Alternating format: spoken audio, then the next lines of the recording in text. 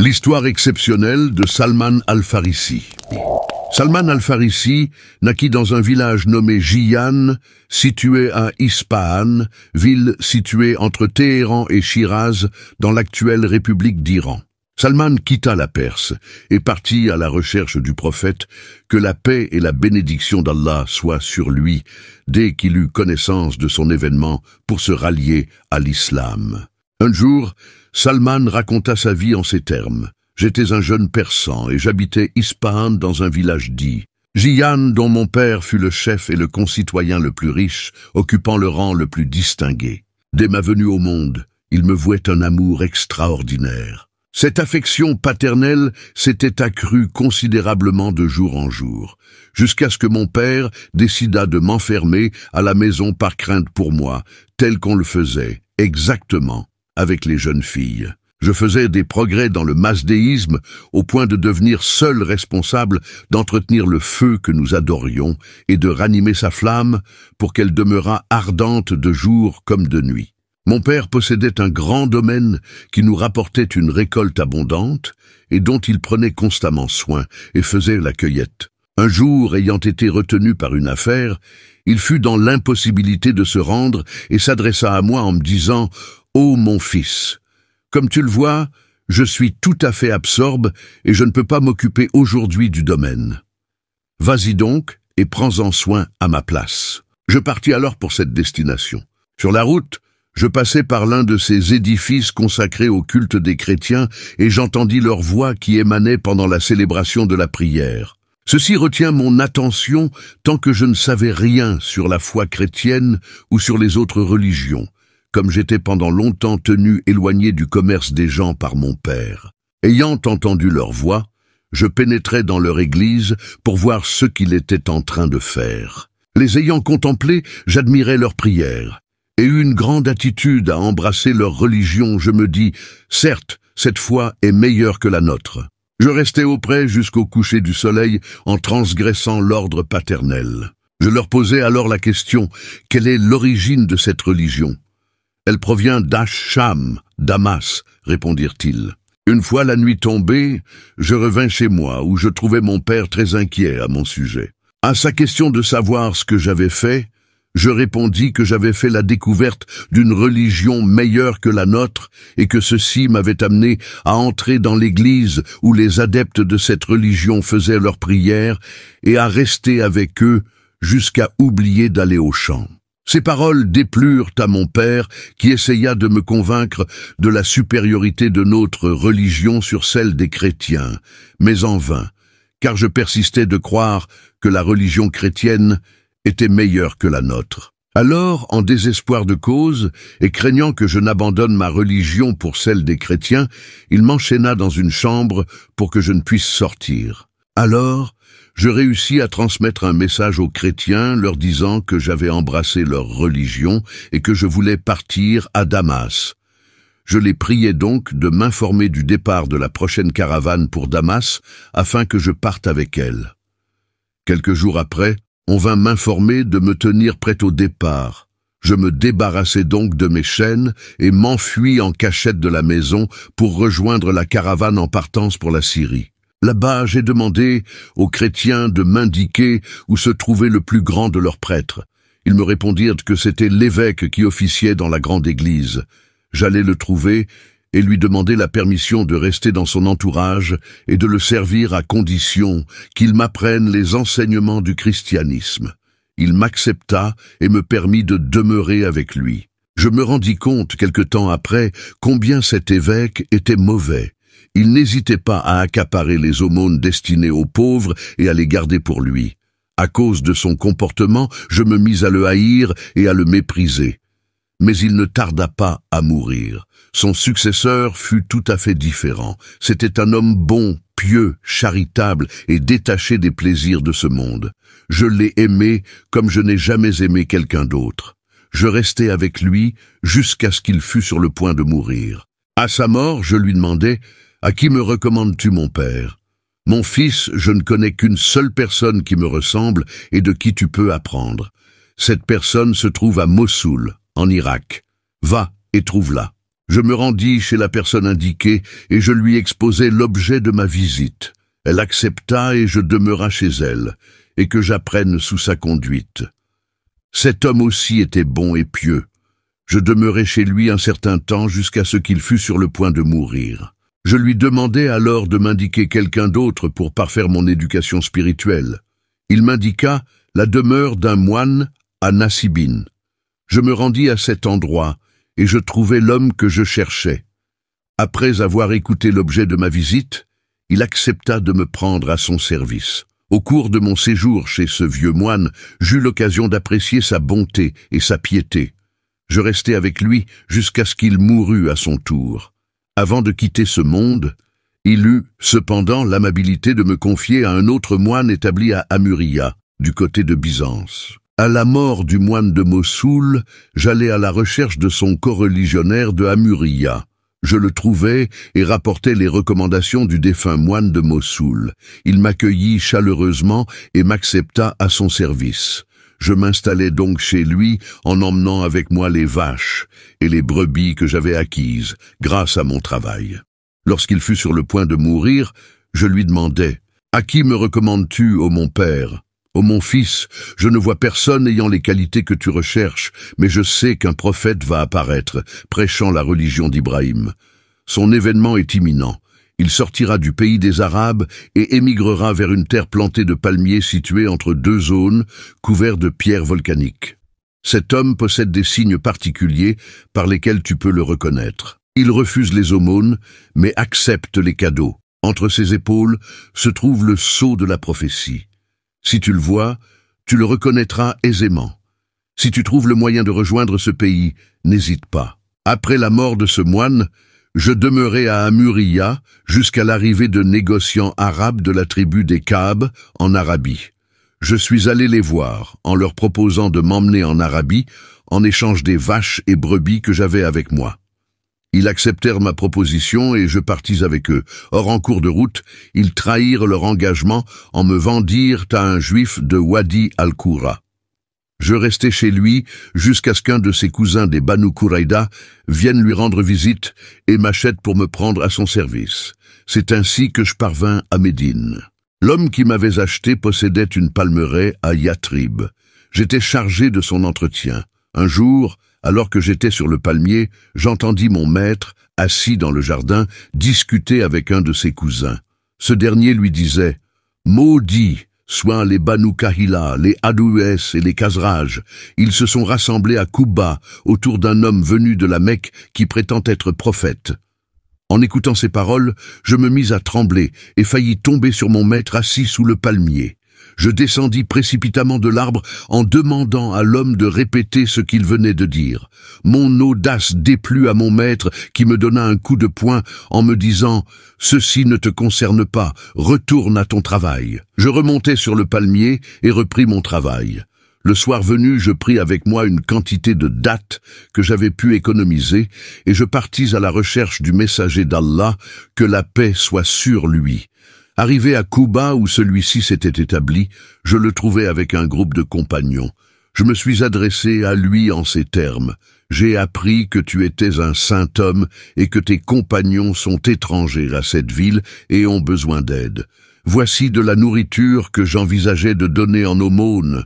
Je crois que vous en avez besoin plus que d'autres. » Le prophète, que la paix soit sur lui, avança le sac de dattes vers ses compagnons et leur dit « Mangez !» Quant à lui, il s'abstint de manger. Voyant cela, je me suis dit « Voilà un premier signe ». Après son déplacement de Kouba à Médine, je revins voir le messager d'Allah, que la paix soit sur lui, en apportant une autre quantité de dattes que j'avais économisées sur mes parts. Je lui dis « J'ai remarqué que tu ne mangeais pas les aumônes. C'est pourquoi je t'ai apporté cette quantité de dattes comme cadeau. » Il en mangea cette fois et invita ses compagnons à en faire de même. Je fus réjoui par ce geste et me suis dit « Par Dieu, il mange ce qui lui est offert en cadeau. » C'est le deuxième signe. Quelque temps après, je revins le voir alors qu'il était à Al-Baki pour l'enterrement d'un de ses compagnons. Je le vis assis, drapé de 2 manteaux, au milieu de ses compagnons. Je le saluai et il me rendit mon salut. Je me mis alors à regarder le haut de son dos, dans l'espoir de voir le sceau de la prophétie, ce qui attira son attention. Devinant ma pensée, il ôta l'un de ses manteaux, et je vis entre ses épaules le fameux sceau de la prophétie, tel que décrit par le vieux moine. Je l'entourai de mes bras et l'embrassai en pleurant. Il m'invita à m'asseoir et me demanda de lui relater les péripéties vécues avant ma venue à Médine. À la fin de mon récit, il souhaita la bienvenue et m'accueillit parmi ses compagnons. À partir de ce jour, je devins un des familiers des cercles d'enseignement du messager d'Allah, que la paix soit sur lui. Je ne le quittais plus. Cependant, n'étant pas encore affranchi de l'esclavage, je ne pus assister aux batailles de Badr et de Uhud. Plus tard, l'envoyé d'Allah et ses compagnons m'aidèrent à m'affranchir de mon maître en me donnant l'argent nécessaire pour cela.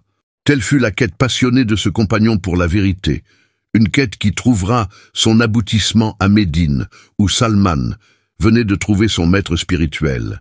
Il ne quittait plus l'entourage de l'envoyé d'Allah, maintenant qu'il avait trouvé ce qu'il cherchait depuis longtemps, depuis qu'il avait tout abandonné dans ce bas monde, pour écouter les appels de la vérité et suivre la quête de son âme. À Médine, il sera le compagnon inséparable d'Abu ad-Darda, un autre disciple du prophète, que la paix soit sur lui. Il habitera chez lui et partagera avec lui sa vie sobre et ascétique. Les deux hommes étaient célèbres pour leur détachement des plaisirs de ce monde et leur piété. Un jour, Salman reprocha à Abu ad-Darda son excès de mortification. Celui-ci priait la nuit et jeûnait le jour. Il essaya de lui faire rompre son jeûne, mais en vain. Abu ad-Darda s'en défendit en ces termes. « Voudrais-tu m'interdire de jeûner et d'adorer mon Seigneur ?» Salman lui répondit par une parole du prophète, que la paix soit sur lui. « Tes yeux ont un droit sur toi, de même que ton épouse. Jeûne et mange, prie la nuit et dors. » Apprenant cela, le messager d'Allah, que la paix soit sur lui, dira « Salman a fait preuve de plus de perspicacité. » Salman al-Farisi était très aimé et estimé de l'envoyé d'Allah, que la paix soit sur lui, qui le considérait comme un membre à part entière de sa propre famille. Un jour, en effet, alors que les Ansar et les Muhajirines revendiquaient les uns et les autres l'appartenance de Salman à leur communauté, le messager d'Allah s'adressa à eux en ces termes. « Salman fait partie de notre famille. » Salman al-Farisi était devenu un des compagnons les plus proches du messager d'Allah. Son statut d'étranger et de pauvre l'avait amené à se rapprocher de plus en plus du prophète, que la paix soit sur lui.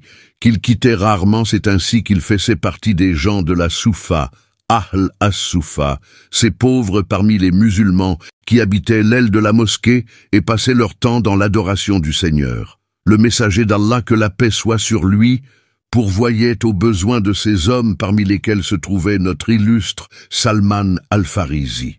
Mais celui-ci n'était pas qu'un adorateur tourné vers la méditation. C'était aussi un homme d'action doué de surcroît d'une très grande intelligence en matière de stratégie militaire. Lors de la fameuse bataille des tranchées, il donna un magistral aperçu de son génie et de sa tactique inconnue, jusque-là chez les Arabes. Ce jour-là, plus de 20 000 infidèles issus des tribus de Quraysh et de Ghatafan et dirigés par Abu Sufyan et Uyayna ibn Hisn marchèrent sur Médine qu'ils voulaient prendre d'assaut avec la complicité des Juifs des Banu Quraïda. Jamais les musulmans ne furent confrontés à un danger d'une si grande ampleur. Ils en furent tellement surpris qu'une grande frayeur s'empara d'eux et ils en arrivèrent à succomber au désespoir.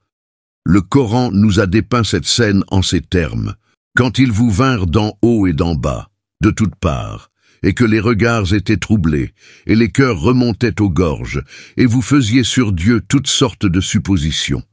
Les croyants furent alors éprouvés et secoués d'une dure secousse. » Sourate 33, versets 10 et 11.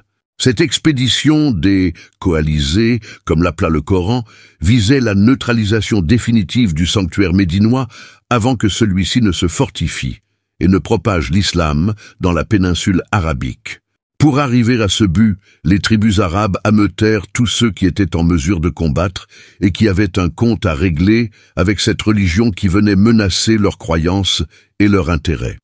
Les Juifs des Banu Quraïda établis à Médine participèrent à ce complot en prennent sur eux la tâche perfide d'attaquer les musulmans de l'intérieur.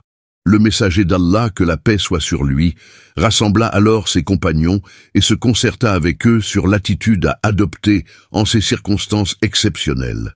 La décision fut prise à l'unanimité de résister aux coalisés et de soutenir leur siège. Mais comment? Et avec quels moyens?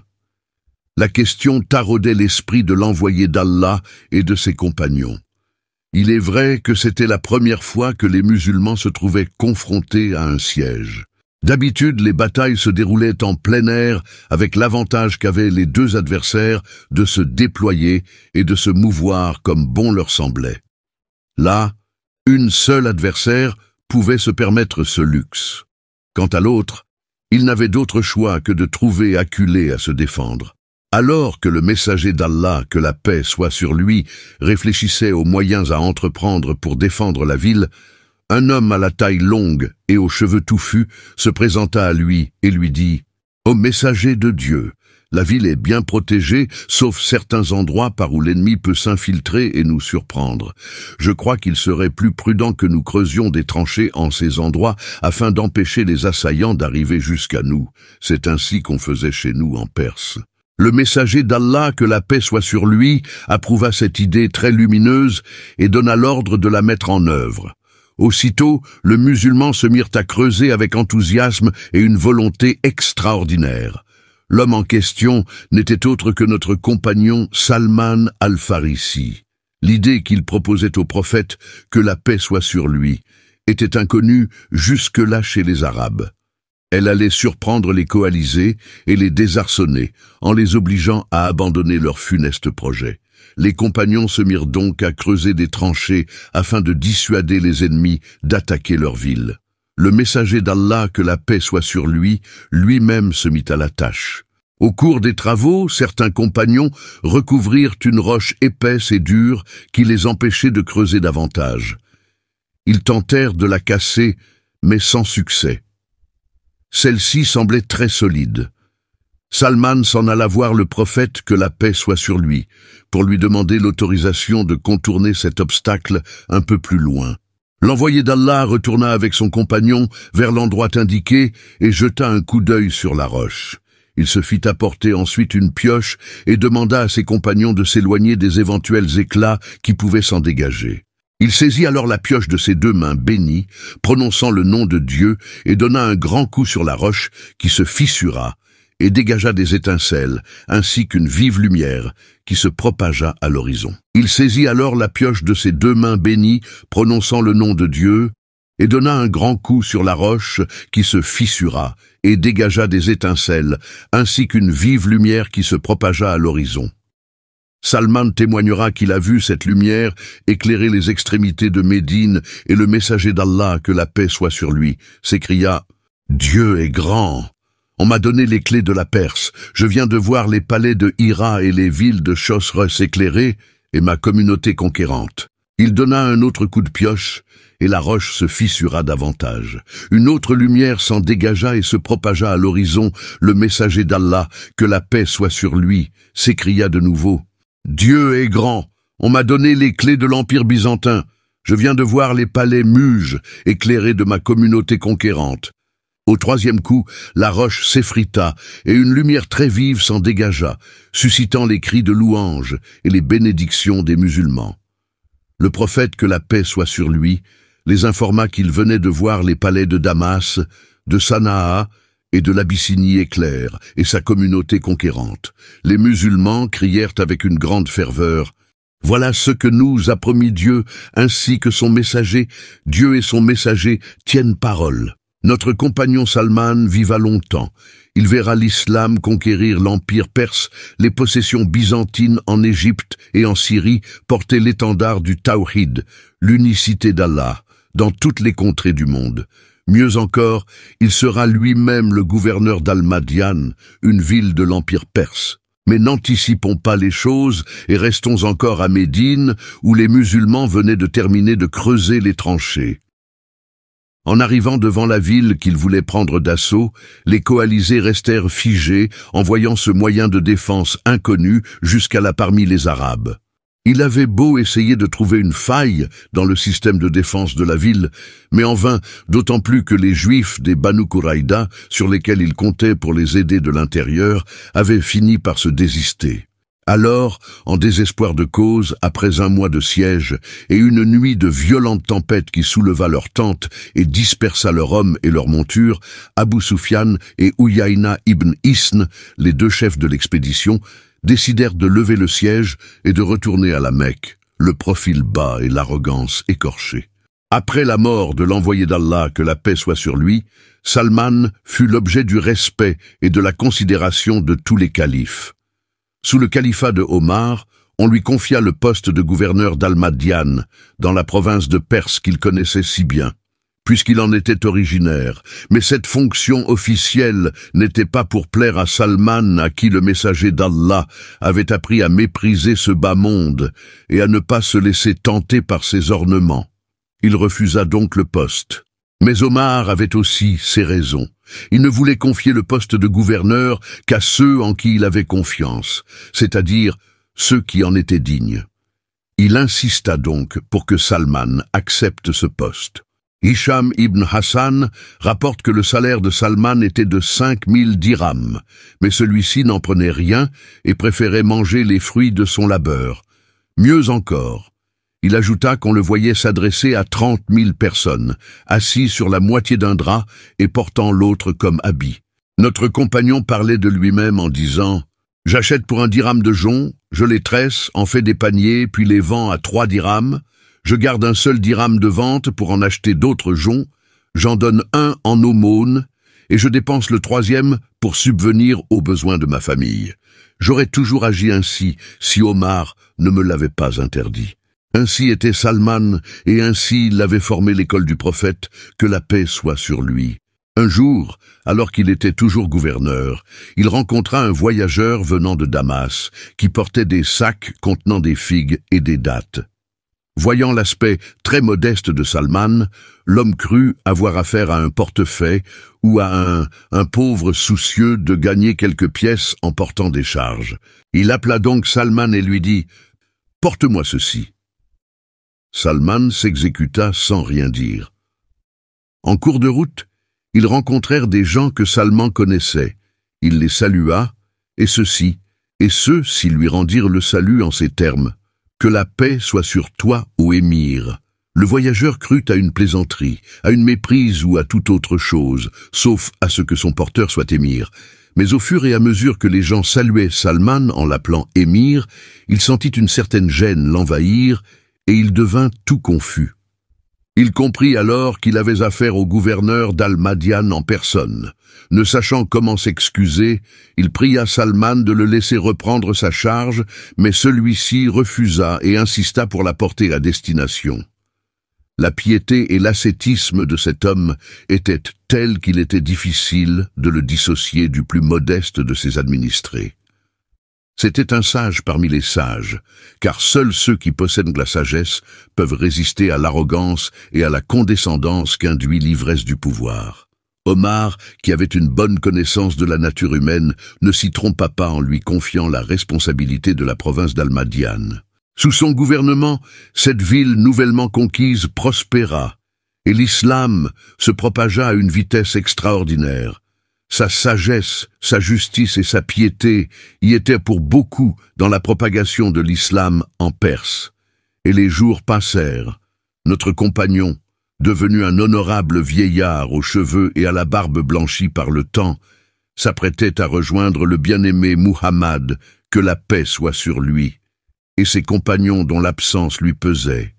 Et pourtant, le voilà qu'il pleurait sur son lit de mort. Assad, qui lui demandait les raisons de son chagrin, alors que le messager d'Allah, que la paix soit sur lui, est mort satisfait à son égard, il répondit Par Dieu, je ne pleure pas parce que je crains la mort ou parce que j'aime la vie, mais je me suis souvenu de ce que le messager d'Allah, que la paix soit sur lui, nous a dit, que chacun de vous prenne de la vie ce que prend un voyageur comme provision.